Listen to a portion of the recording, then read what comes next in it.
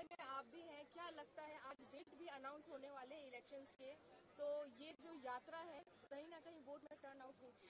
देखिए, राहुल गांधी जी ने पहले भारत जोड़ो यात्रा और बाद में भारत जोड़ो न्याय यात्रा, और न्याय यात्रा की शुरुआत ऐतिहासिक तौर पे उस मणिपुर से जिसकी पीड़ा को, जिसकी तरफ जलते हुए मणिपुर की तरफ प्रधानमंत्री जी झांकना तक नहीं गवारा कर रहे थे, उसकी तरफ राहुल गांधी जी ने देखा।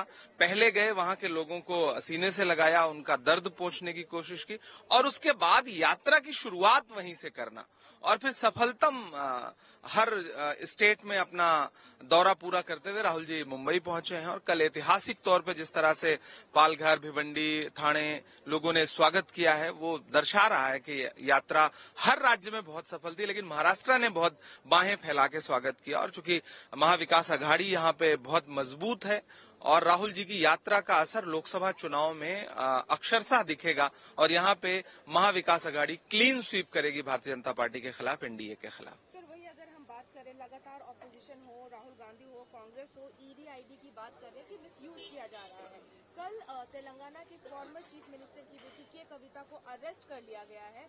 वहीं पे कांग्रेस की जो तेलंगाना के लीडर्स है वो कह रहे हैं ये बीजेपी बीआरएस का स्ट्रैटेजी है वोट टर्नआउट है। देखिए, पहले सवाल का जवाब ये है कि पिछले 10 साल में भारतीय जनता पार्टी ने ईडी का, आईटी का, एजेंसियों का जो उपयोग किया है, मतलब वो सिर्फ इसीलिए तो किया है कि विपक्ष को कुचला जा सके और कॉर्पोरेट से किस तरह से एक्सटॉर्शन किया जा सके। कल राहुल जी ने अपनी प्रेस कॉन्फ्रेंस में खुल के यह बात बताई कि इलेक्टोरल बॉन्ड जो है वो कितना बड़ा भ्रष्टाचार है कि पहले ईडी जो है वो छापा मारती है किसी कंपनी के खिलाफ, और उसके अगले 10 दिन 15 दिन के अंदर जो है वो कंपनी 100 करोड़ 200 करोड़ रुपए डोनेट करती है, इलेक्टोरल बॉन्ड खरीदती है। तो ये सीधे सीधे बहुत बड़ा एक्सटॉर्शन है। दूसरी बात रही बीआरएस की बात, तो बीआरएस को यह बात समझनी चाहिए थी कि जब वो भारतीय जनता पार्टी को फायदा पहुंचा रहे थे स्टेट में, जब वो सत्ता में थे, तो उन्हें ये पहले से पता होना चाहिए था कि भारतीय जनता पार्टी तो वो अजगर है जो निगल जाती है अपने सहयोगियों को, और इसके उदाहरण पूरे देश में है। या तो सरेंडर करिए या तो निगल जाएगी।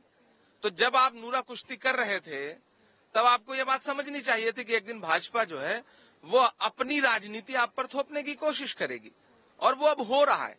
लेकिन देश जानता है, और खासतौर से तेलंगाना, हमारी सरकार वहां बहुत अच्छा काम कर रही है, और कितने भी स्टंट हो जाएं, कांग्रेस वहां पर पूरी मजबूती के साथ लोकसभा चुनाव जीतने जा रही है। सर, मेरा आखिरी सवाल है, वहीं पे आज इलेक्शन कमीशन अपना लोकसभा इलेक्शन के डेट्स अनाउंस हो जाएंगे, कांग्रेस कितनी तैयार है? हम तैयार हैं, पूरी तरह से हैं तैयार हम।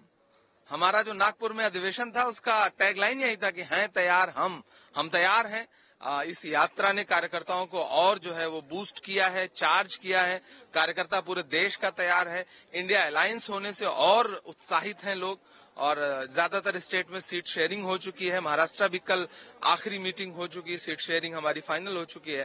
तो हम तैयार हैं, और प्रधानमंत्री जी जो आंकड़े बता रहे हैं उन आंकड़ों से मीलों कोसों दूर हैं वो, ये उनका आंतरिक सर्वे भी कह रहा है। इसीलिए विपक्ष के हर नेता को दबाने, कुचलने, तोड़ने की साजिशें कर रहे हैं। लेकिन इस बार जनता लड़ेगी इलेक्शन इंडिया अलायंस की तरफ से। Thank you sir.